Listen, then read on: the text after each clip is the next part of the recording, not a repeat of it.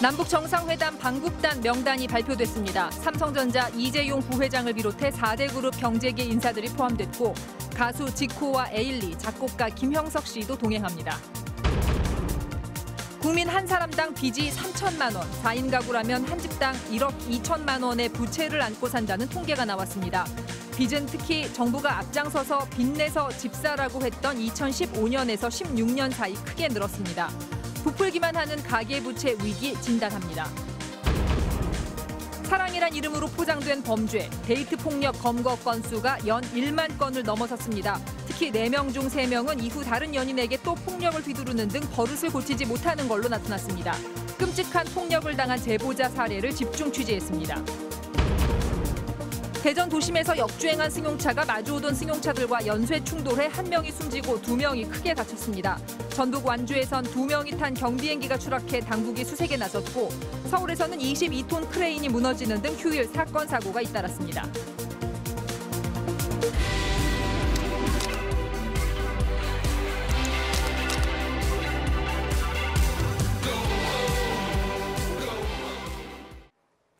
이틀 앞으로 다가온 평양 정상회담의 공식 그리고 특별 수행원 명단이 오늘 발표됐습니다. 아침엔 정상회담을 준비하기 위한 선발대가 평양으로 출발했습니다. 먼저 청와대 취재기자 연결해서 자세히 알아보겠습니다. 이덕영 기자, 오늘 공식 수행원 명단을 보니까 주로 외교안보 쪽 인사들이더군요. 외교부 장관도 처음으로 포함이 됐죠? 네, 그렇습니다. 서훈 국정원장, 조명균 통일부 장관, 송영무 국방부 장관과 강경화 외교부 장관이 명단에 포함됐고요. 정의용 청와대 국가안보실장까지 외교안보 라인이 총 출동하는 겁니다. 여기에 각 분야 교류를 위해서 문화체육, 국토, 해양수산부 장관도 공식 수행원에 들어갔습니다. 대체로 예상 가능했던 명단이지만 강경화 외교장관의 방북은 의미가 있습니다. 국가 대 국가의 외교관계를 맺지 않은 상황에서 남측 외교장관이 북한을 공식 방문하는 건 전례를 찾기 어려운데요. 비핵화 논의를 감안한 걸로 보입니다. 특별 수행원은 모두 52명인데요. 정치권에서는 이해찬 민주당 대표와 정동연 민주평화당 대표, 이정미 정의당 대표 3명이 동행합니다. 이 밖에도 남북 정상회담 자문단과 경제계, 학계, 양대 노총, 시민사회, 종교계, 문화예술체육계 등에서 수행원으로 참가합니다. 네, 이재용 삼성그룹 회장도 수행원으로 처음 방북을 하게 되는 건가요? 경제인 수행원 명단도 좀 전해주시죠. 네, 이재용 삼성전자 부회장과 최태원 SK 회장, 구광모 LG 회장이 포함됐고요. 현대차는 정의선 부회장이 미국 출장을 가서 김용환 현대차 부회장이 수행원에 이름을 올렸습니다. 또 금강산 관광 등 대북 사업을 해온 현정은 현대그룹 회장은 2007년에 이어서 또 방북단에 포함됐습니다. 여기에 신한용 개성공단 기업협의회 회장, 이재용 소카 대표, 박용만 대한상공회의소 회장 등이 명단에 포함됐습니다. 네, 오늘 아침에 떠난 선발대가 지금 평양에 도착을 했을 텐데요. 소식 들어온 것이 좀 있습니까? 네, 조금 전 평양에서 선발대 소식이 들어왔습니다.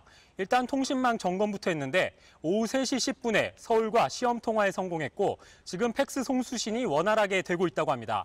또 공식 수행원 숙소는 백화원 초대소로 마련됐고 특별 수행원과 기자단 숙소도 고려호텔로 확정됐다고 합니다. 또 오늘 메인 프레스 센터도 서울 동대문 디자인 플라자에 문을 열었는데요. 내 외신을 포함해 모두 900석 규모입니다. 지금까지 청와대에서 전해드렸습니다. 네, 이덕영 기자였습니다. 네, 이번 3차 평양회담의 특별 수행원 가운데는 보신 것처럼 남북 경협을 대비해서 경제인들이 대거 포함됐습니다. 또 가수 지코, 에일리 같은 대중가요 스타가 눈에 띄고요. 차범근, 현정화 감독 등 친숙한 얼굴들도 포함됐습니다. 신재웅 기자입니다. 특별 수행원 52명 가운데 3분의 1 이상인 17명이 경제계 인사들입니다. 지난 2000년 1차 평양 정상회담 때와 비교하면 2배 이상, 2차 회담 때와는 같은 규모입니다. 재계 1위 삼성의 총수가 평양 회담에 가는 건 이번이 처음입니다. 현대그룹은 물론 한국전력과 코레일, 산업은행, 한국관광공사 등 남북 협력 사업에 관련된 기업들의 대표가 대거 포함됐습니다. 정부는 이번 회담을 계기로 정부가 추진해온 한반도 신경제구상이 앞당겨질 것으로 기대하고 있습니다. 한반도를 서해안과 동해안, 비무장지대의 세 개 축, H자 형태로 개발해 한반도와 동북아에 새로운 경제권을 창출하자는 구상입니다.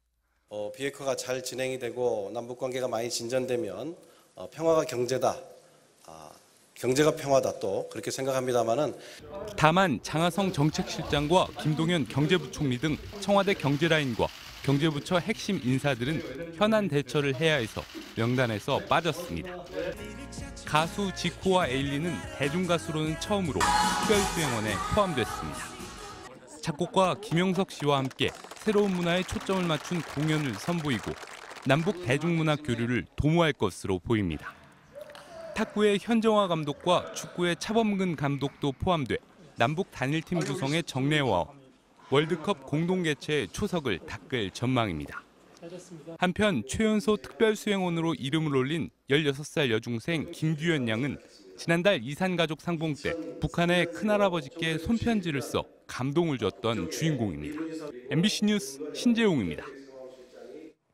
이번 평양회담은 회담의 굵직한 일정이 여전히 알려지지 않고 있습니다. 앞서 보신 대로 청와대는 내일 오후 회담 일정을 공개할 예정인데요. 평양에서의 2박 3일, 어떤 장소에서 어떤 일정이 기다리고 있을까요? 이정은 기자가 예상해봤습니다.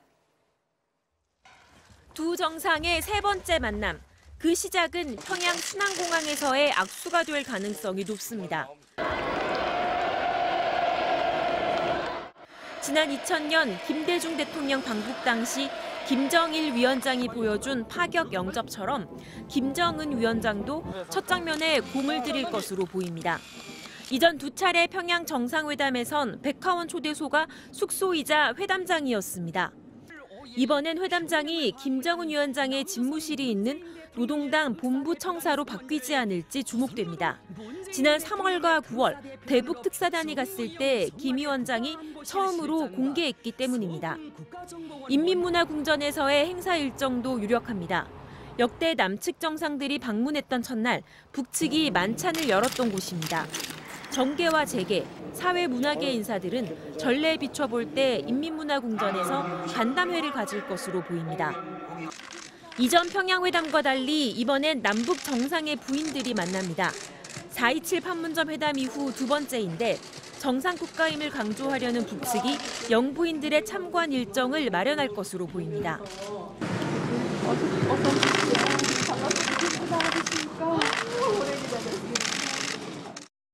북한이 5년 만에 선보인 집단 체조, 빛나는 조국을 남북 정상이 함께 관람할지도 관심입니다. 공연장은 능라도 5월 1일 경기장. 이곳에서 지난 2007년 노무현 대통령이 아리랑을 관람한 적이 있습니다.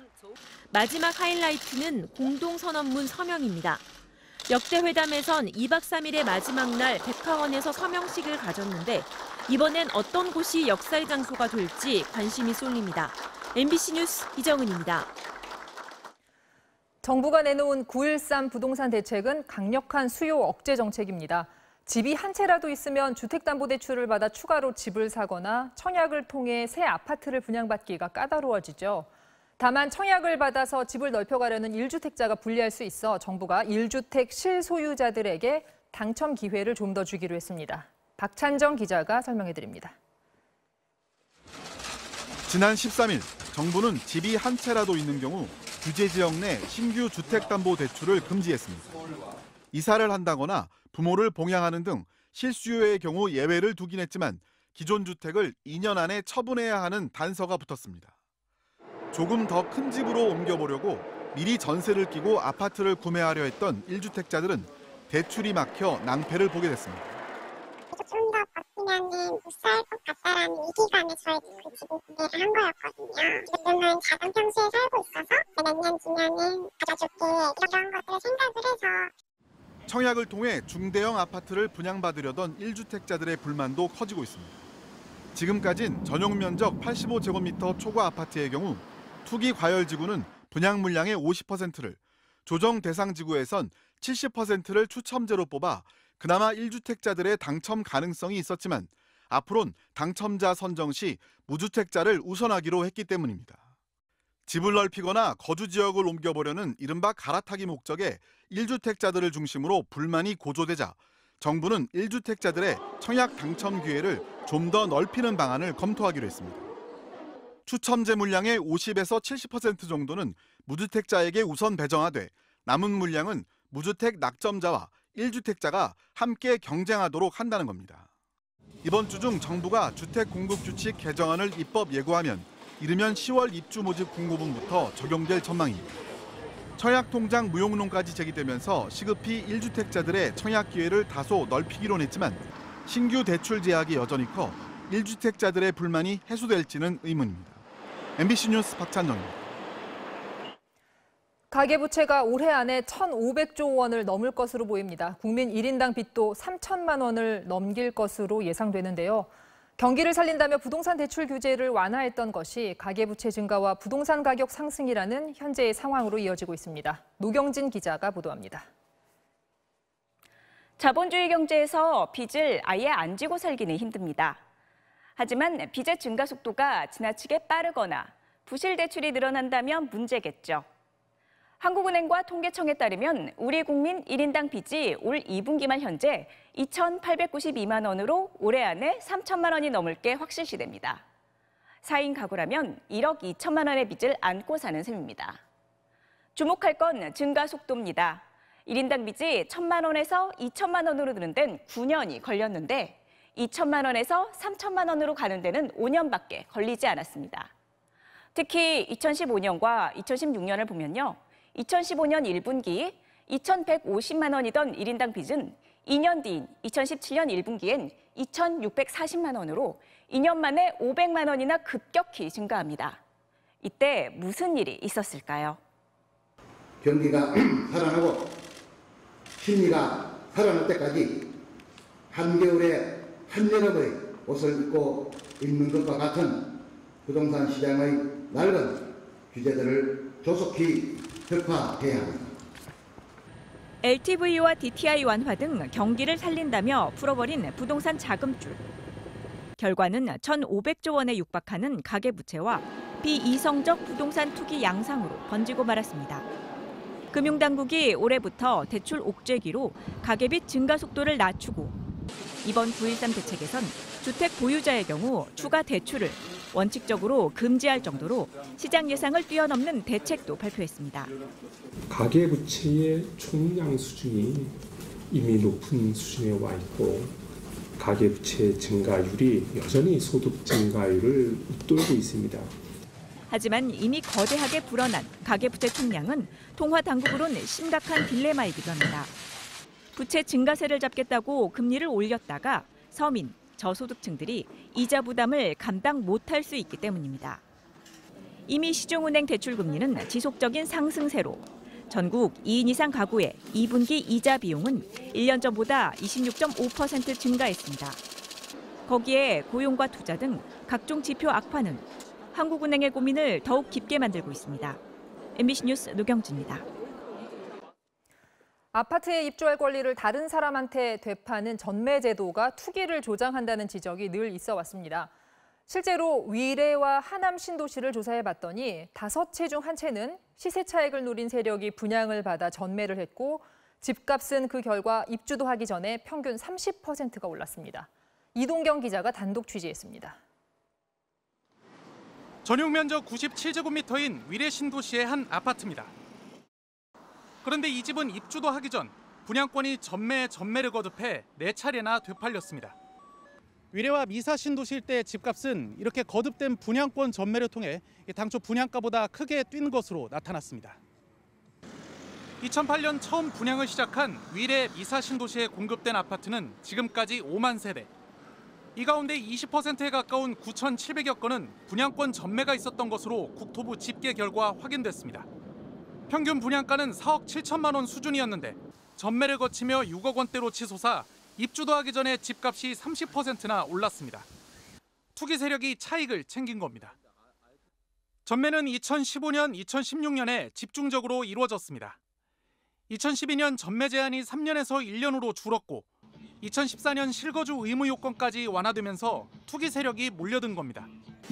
이 때문에 21일 이번 주 금요일 발표될 정부의 공급 대책에서 전매 제한을 강화하고 장기적으로 후분양제를 도입해야 한다는 목소리가 나옵니다. 분양권 전매 제도가 투기의 수단으로 악용되고 있습니다. 전매제도의 엄격한 제한과 그리고 후분양제도의 점진적 도입이 필요합니다. 평화당 등 일부 정치권에서도 후분양제 도입을 촉구하고 있는데 정부는 내년부터 일부 공공주택에 한해 후분양제를 시범 실시할 예정입니다. MBC 뉴스 이동경입니다. 오늘 아침 대전 도심에서 승용차가 중앙선을 넘어 역주행을 하다가 다른 차량 2대와 연쇄 충돌했습니다. 한 명이 숨지고 2명이 크게 다쳤습니다. 이준희 기자입니다. 오늘 오전 7시 50분쯤 대전 궁동내 거리 인근 도로. K3 승용차가 순식간에 중앙선을 넘더니 반대 차선으로 돌진합니다. 앞선 차량은 역주행 차량을 가까스로 피했지만 뒤따르던 그랜저 차량은 정면으로 부딪히고 맙니다. 이어 그랜저 차량이 180도를 돌아 뒤에 있던 산타페와 충돌합니다. 사고 당시 충격이 워낙 커서 차량들은 앞부분이 심하게 부서졌습니다. 역주행을 한 K3 운전자 23살 남성은 병원으로 옮겼으나 숨졌고 그랜저와 산타페 운전자도 크게 다쳤습니다. 경찰은 K3 운전자가 중앙선을 넘어 역주행을 한 경위를 조사하고 있습니다. 사고차로 이상으로 알고 있어요. 역주행 신고도 지금까지 없었고 쉽게 나지 않는 곳이라고 생각이 되거든요. 22톤 크레인이 넘어져 바퀴가 허공에 떠 있고 크레인의 팔에 해당하는 붐대는 공사장 펜스에 걸려 있습니다. 오전 7시 40분쯤 서울 신길동 오피스텔 공사장에서 크레인이 쓰러졌습니다. 천둥 소리 같이 그냥 쿵 하고 넘어져가지고 다쳐가지고 난 다음에 산 거야 지금. 안 그랬으면 이거 집 다 무너졌지. 크레인 주변에서 3명이 작업을 하고 있었지만 다행히 다치지는 않았습니다. 경찰과 소방당국은 크레인 기사가 작업을 위해 붐대를 뽑다가 사고가 난 것으로 보고 정확한 원인을 조사하고 있습니다. MBC 뉴스 이준입니다. 네, 오늘 오후에는 경비행기 한 대가 전북 완주군의 한 저수지 인근 야산에 추락했습니다. 탑승자 2명 모두 숨졌습니다. 박찬익 기자입니다. 비행기가 형체를 알아보기 힘들 정도로 완전히 구겨졌습니다. 구조원들이 탑승자들의 사망 여부를 확인하고 있습니다. 오늘 오후 3시 반쯤 전북 완주군 동상저수지 부근에서 경비행기 한 대가 추락했습니다. 동네 주민들의 신고를 받고 소방당국은 헬기 3대와 80여 명의 인원을 투입해 수색 작업을 벌였습니다.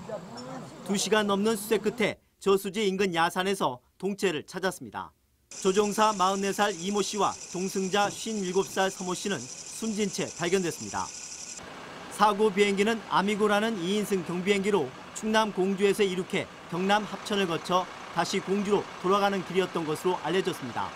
목격자들은 비행기가 저수지 인근 상공에서 굉음을 내며 몇 바퀴를 회전한 뒤 갑자기 추락했다고 말했습니다.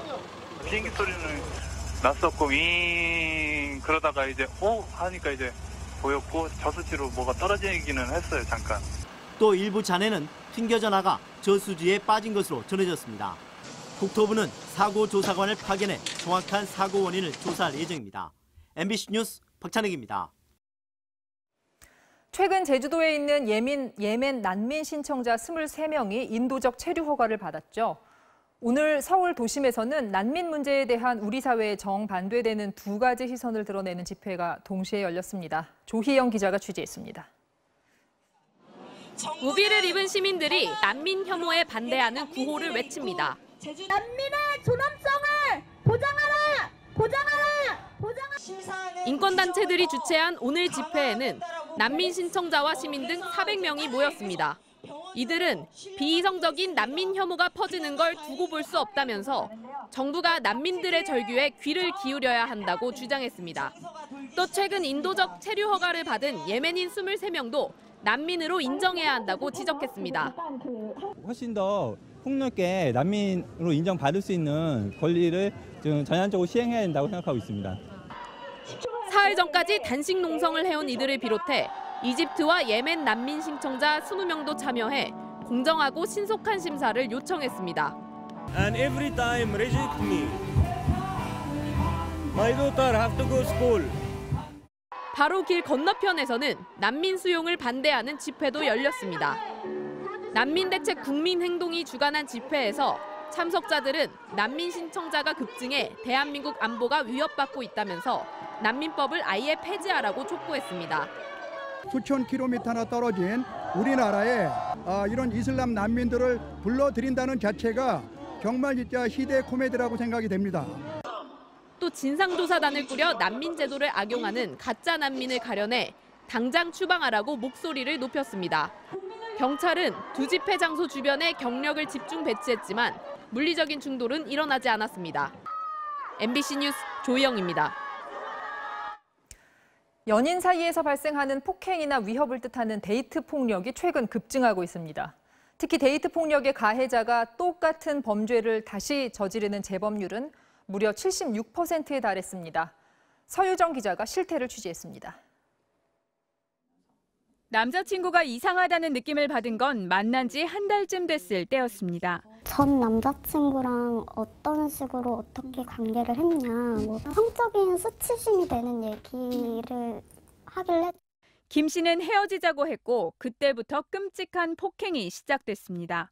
물건을 집어던지는 건 물론 옷이 찢어지고 허벅지에 피멍이 들 정도로 맞았습니다. 벽에는 남자친구가 휘두른 칼자국이 선명하게 남았습니다.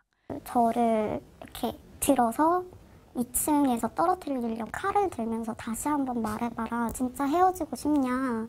가스불을 켜고 뭐 그냥 둘 다 죽자. 하지만 폭행이 두려워 더 이상 헤어지자는 말을 꺼내지 못했고 폭력은 계속됐습니다. 지속적으로 폭행이 있었던 건가요? 네, 한 10차례 정도 있었어요. 진짜 죽을 것 같았어요. 일기장들이 있는데 이 사람은 누구야, 저 사람은 누구야 하면서 또 일기장을 찢어버리고 또 숨을 못 쉬게끔 얼굴에 틀어막고 결국 턱관절 좌상, 무릎 타박상, 눈주위 출혈 등으로 3주간 치료받아야 한다는 진단이 나왔습니다. 그러던 중 김 씨는 남자친구가 전 여자친구에게도 이렇게 주먹을 휘둘렀다는 사실을 알게 됐고 어렵게 연락이 닿았습니다. 전 수술 받았어요. 그 여자친구랑 수술도 한 번 더 받아야 되거든요. 심지어 친구들과 인터넷 방송에 나와 폭행을 자랑처럼 떠들기도 했습니다. 의심을 잘해요. 일상이에요, 일상. 거꾸로 피해자인 김 씨는 가해자를 피해 이사까지 했고 지금도 공포에 떨고 있습니다. 계속 저를 따라다닐 것 같다. 이 사람이 제 뒤에 항상 있을 것 같다. 이런 두려움이 있죠. 데이트 폭력으로 경찰에 지난해 검거된 사례만 10,000건이 넘습니다. 70% 가까이가 폭행 상해였고 성행위를 강요하거나 성추행을 하는 등 성폭력 문제도 250건 넘게 발생했습니다. 이별 통보에 따른 보복뿐 아니라 만나는 과정에서의 폭력도 빈번하게 발생하고 있다는 얘기입니다. 평범한 대학생이던 22살 정모 씨. 10개월 전 남자친구를 만나면서 인생이 산산조각 났습니다. 남자친구가 성관계 영상을 찍자고 매일같이 졸랐고 거절하면 욕설을 퍼부으며 정 씨를 괴롭혔습니다. 진짜 나 싫다고 말했어요. 오늘만 찍으면 안 되겠냐고. 그거 안 해주면 화를 내거나 짜증을 내거나 너는 나를 사랑하지 않는다. 약간 이런 식으로. 마지못해 촬영한 영상은 결국 이별을 통보한 정 씨에게 화살이 돼 돌아왔습니다. 너는 그걸 내가 다 지웠을 거라고 생각해? 네 그 영상 다 퍼뜨릴 거다. 이렇게 말을 하더라고요. 이처럼 연인 사이에서 발생하는 데이트 폭력의 수위는 점점 높아지고 종류도 다양해지고 있습니다. 이제는 연령대도 낮아져 10대 청소년들 사이에서도 매년 300건 가까이 발생합니다. 데이트 폭력 내용은 성인하고 전혀 다르지가 않아요. 뭐 유튜브나 미디어상에서 자꾸 자극적인 메시지를 받고 그다음에 뭐 성평등에 대한 인식이 너무 낮아지고. 특히 데이트 폭력의 재범률은 무려 76%. 누구나 잠재적인 피해자가 될 수 있다는 겁니다. 미국에선 데이트 폭력 발생 초기부터 가해자를 의무 체포하고 피해자와 격리하도록 연방법에 명시해놨고 일본은 데이트 폭력을 가정폭력과 같은 수준으로 가중처벌하고 있습니다. 전문가들은 여전히 우리 사회가 데이트 폭력을 둘 사이의 사적인 문제로만 여기고 있다고 진단합니다. 굉장히 사소화시키는 경향이 있다. 이게 이제 가장 어려움인데요. 또 그러다 보니까 내가 뭐 문제가 있나 해서 더 잘해줘야 되나 뭐 이렇게 문제를 푸는 저는 이게 이제 가장 큰 어려움이라고 생각을 해요. 데이트 폭력으로 최근 5년 동안 290명이 목숨을 잃었습니다. 연인 사이라고 해서 폭력이 허용되거나 가볍게 여겨져선 안 될 이유입니다. MBC 뉴스 서유정입니다. 이종석 헌법재판관 후보자가 투기 목적으로 농지를 사기 위해 위장 전입했다는 의혹이 제기됐습니다. 앞서 위장 전입 문제가 불거졌던 이은혜 후보자에 이어서 국회와 대법원이 추천한 이번 헌법재판관 후보자들에게 유독 도덕성 논란이 계속되고 있습니다. 이혜인 기자가 단독 보도합니다. 이종석 헌법재판관 후보자의 주소지 변동 내역입니다. 대구 본가에 있던 주소지가 1982년 10월 경북 칠곡으로 바뀌더니 1년 뒤 다시 본가로 옮겨집니다. 주소를 옮기고 한 달 뒤 부근 농지를 샀는데 당시 농지는 경작지에서 4km 안에 살아야 살 수 있었습니다. 당시 이 후보자는 서울에서 대학을 다니던 학생 신분이었습니다. 1,400만 원에 구입한 이 땅은 2014년 1억 600만 원에 판 것으로 신고됐습니다. 농지를 사기 위해 위장 전입을 했다는 의혹이 제기되는 대목입니다. 1988년에는 부산에서 법무관 생활을 하면서 서울 여의도로 위장 전입을 한 것으로 나타났습니다. 수도권으로 발령 날 것 같아 서울에서 주택 청약 예금을 가입하려고 주소를 옮겼다는 게 이 후보자의 해명입니다. 이와 함께 부인이 중장비 대여 사업을 했다고 신고했지만 같은 사업을 하는 처가에 명의만 빌려줬을 거란 의혹도 제기됐습니다. 배우자 명의의 회사는 당시 거주지와 출산 등을 고려할 때 직접 경영이 어려운 상황에도 위장 전입까지 하면서 유지했다고 보여집니다. 이와 관련된 추가적인 해명이 꼭 필요합니다. 위장 전입만 8번을 한 이은혜 후보자. 위장 전입에 부인의 위장 취업 의혹까지 제기된 김기영 후보자. 이들은 모두 대법원과 국회에서 추천한 후보자들입니다. 청와대처럼 추천에 앞서 사전 검증을 하는 절차가 없다 보니 본인이 자진 신고하지 않으면 이런 도덕성 논란은 계속 나올 수밖에 없습니다. MBC 뉴스 이혜인입니다. 필리핀에서 최소 30여 명의 목숨을 빼앗은 슈퍼 태풍 망쿠시 북상하면서 이번엔 홍콩과 중국 남부를 강타했습니다. 홍콩에선 항공기 운항이 전면 중단됐고 중국은 최고 단계인 적색 경보를 발령했습니다. 정신혜 기자입니다. 거대한 파도가 맹렬한 기세로 쉴 새 없이 몰아치더니 한 사람이 강력한 파도에 휩쓸려 순식간에 떠내려갑니다. 강풍에 못 이겨 공사 중인 건물에 구조물이 떨어져 나갔고 택시는 금방이라도 날아갈 듯 위태롭게 흔들립니다. 필리핀을 핥히고 지나간 슈퍼태풍 망쿠시 오늘 낮 홍콩을 강타했습니다. 900여 편의 항공기 운항이 취소되면서 관광객 10만여 명의 발이 묶였습니다.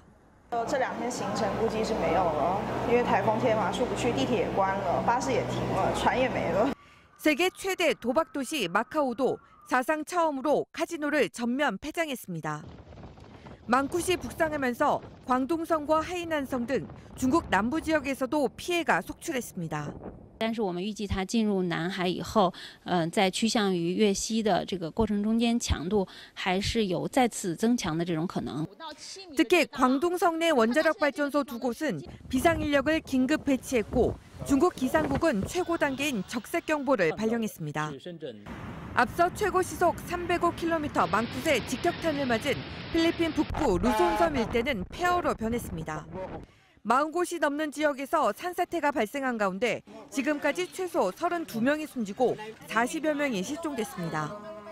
미국에선 남동부를 강타한 허리케인 플로렌스로 인한 사망자가 최소 13명으로 늘었습니다. 플로렌스는 열대성 폭풍으로 약해졌지만 최고 1m에 달하는 비를 퍼붓고 있습니다. 재난당국은 침수 우려 지역 주민 7,500여 명에게 긴급 대피 명령을 내렸습니다. MBC 뉴스 정신혜입니다. 크리스마스 트리로 유명한 세계적 멸종 위기종인 구상나무가 집단으로 말라 죽는 현상이 최근 들어 가속화되고 있습니다. 손병산 기자가 지리산 구상나무 군락지를 현장 취재했습니다. 지리산 3대 봉우리 중 하나로 꼽히는 반야봉입니다. 헬기에서 내려다보니 푸른 빛으로 덮여 있어야 할 산 곳곳이 회색으로 변했습니다. 세계적 멸종 위기종인 구상나무가 집단으로 말라 죽은 자리입니다. 어떤 곳은 살아있는 나무보다 죽은 나무가 더 많습니다.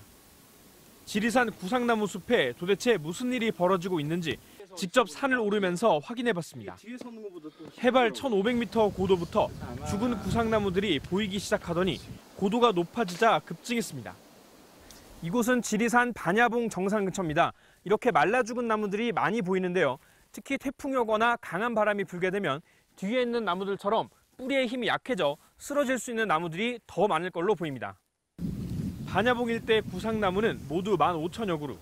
국립공원 관리공단 조사 결과 그중 절반가량이 말라 죽었고 일부 지역에서는 80%가 고사했다는 보고도 있습니다. 고사 현상은 2013년 이후에 더 가속화되고 있습니다. 전문가들은 지리산 구상나무들이 수분을 제대로 섭취하지 못해 말라 죽은 것으로 보고 있습니다. 최근 들어 겨울에 눈이 덜 내리고 봄에는 비가 잘 내리지 않는 기후변화 때문이라는 설명입니다. 적설량 부족으로 봄철에 집중적인 수분 스트레스, 그것이 이제 현재까지 밝혀진 고사의 가장 큰 원인으로. 전문가들은 이대로 두면 지리산 구상나무는 결국 멸종의 길을 걸을 수밖에 없다고 말합니다. 그래서 구상나무 살리기도 곳곳에서 진행 중입니다. 다른 자생지들에 대해서 확보를 해서 보관할 부분 보관하고 그 종자를 발화시켜서 증식하고, 내년엔 구상나무 묘목 만여분을 산악지대에 심는 방법도 추진되고 있습니다. 연구자들은 기후변화로 사라져가는 구상나무의 위기는 결국 사람의 위기이기도 하다며 구상나무의 메시지를 무겁게 받아들여야 한다고 경고했습니다. MBC 뉴스 손병산입니다. 일본군 위안부 문제에 대해 일본 정부는 책임을 인정하지 않고 있지만 전쟁 당시 벌여진 성범죄의 참상을 목격한 일본인들이 많습니다. 피해자 추모비를 자발적으로 세우고 매년 한 차례 모여 그날의 기억을 되새기는 일본인들을 손예영 기자가 만났습니다. 일본 오키나와 본섬에서 남서쪽으로 약 290km 떨어진 미야코 섬. 70여 년 전 태평양 전쟁의 상처를 고스란히 안고 있는 열도의 최남단입니다.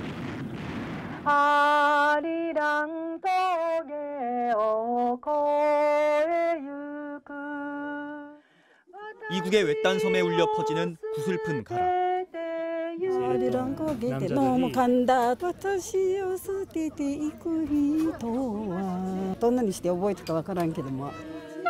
끔찍한 전쟁 성범죄에 지울 수 없는 흔적인 아리랑은 섬 주민들에게도 이미 친숙합니다.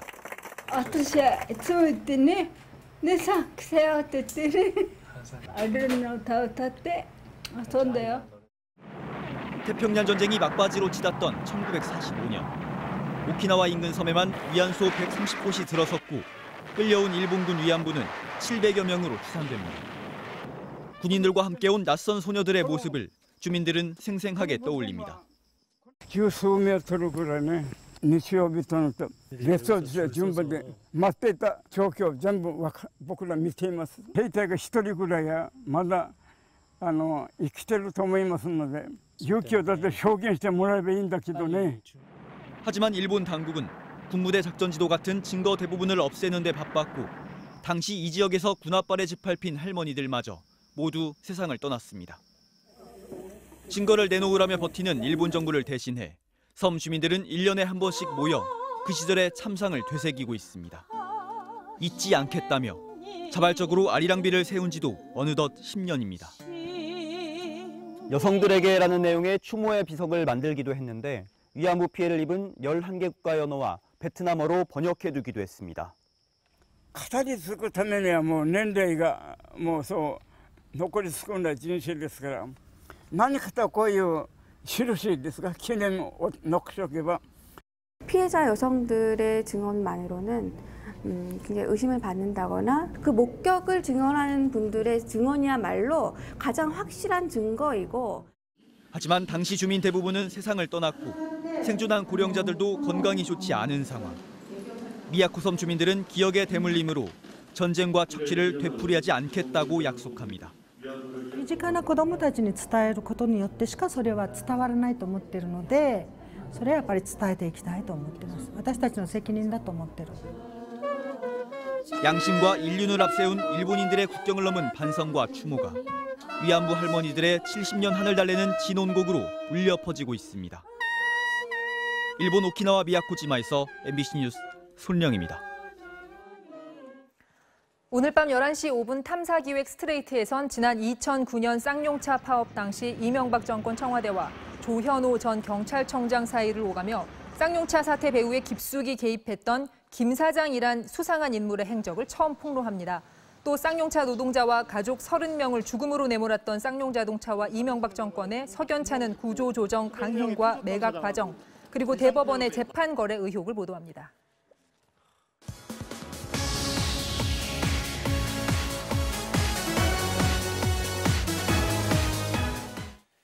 일요일 밤 스포츠 뉴스입니다. 축구대표팀에서 맹활약한 우리 선수들, 이제 각자 소속팀으로 복귀해서 경기를 치렀는데요. 누가 가장 먼저 골맛을 봤을까요?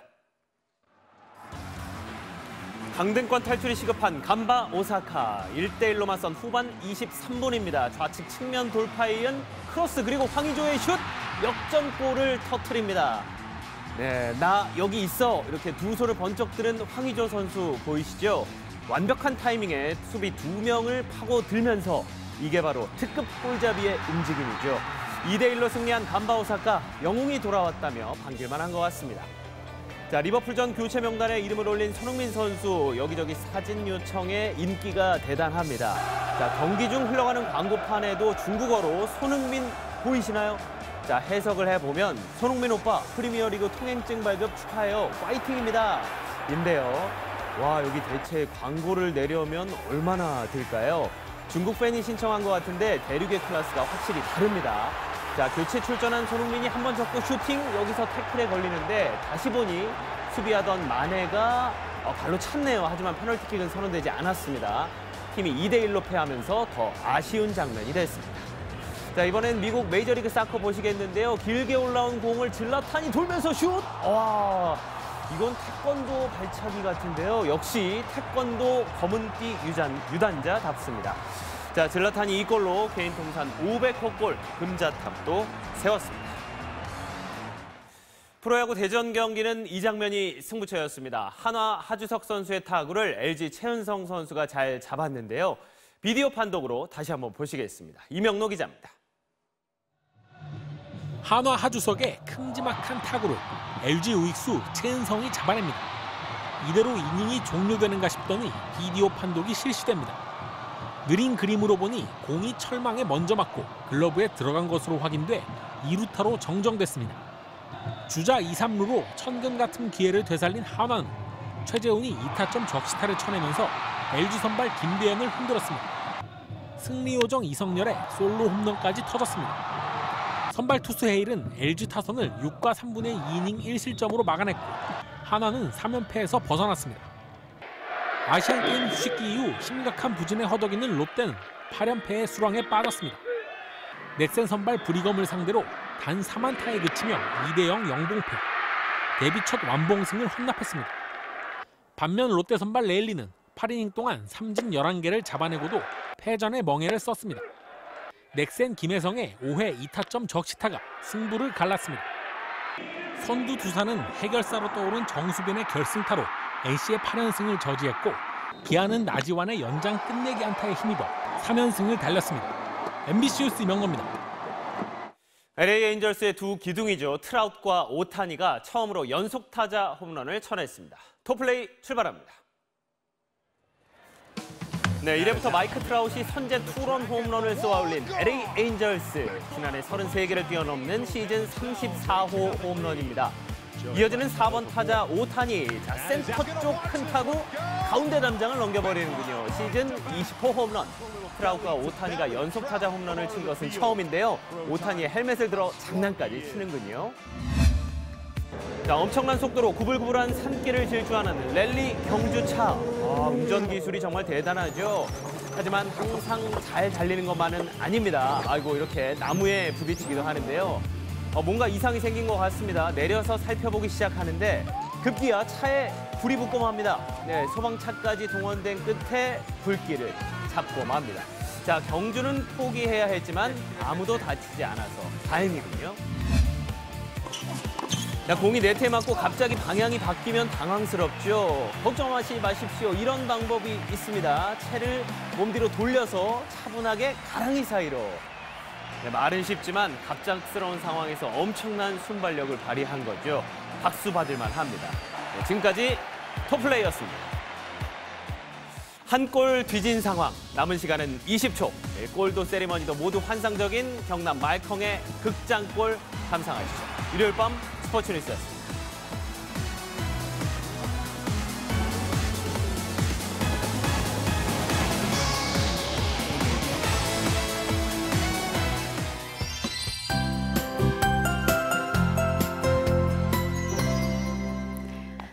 주말 내내 하늘빛이 흐렸습니다. 비는 한밤중에도 계속되겠는데요. 예상보다 비가 오는 시간이 더 길어졌습니다. 레이더 영상을 보시면 중부지방을 중심으로 길게 뻗은 비구름이 지난 뒤 이렇게 지금은 작은 파편처럼 구름이 흩어져 있는데요. 이 영향으로 중부지방은 내일 새벽까지 비가 약하게 오겠고 남부지방은 산발적으로 빗방울만 조금 떨어지겠습니다. 내륙의 비는 내일 아침 출근길 대부분 그치겠습니다. 다만 제주도는 아침부터 꽤 많은 양의 비가 예상됩니다. 특히 최고 120mm 이상의 장대비가 예상돼 피해 없도록 주의를 하셔야겠습니다.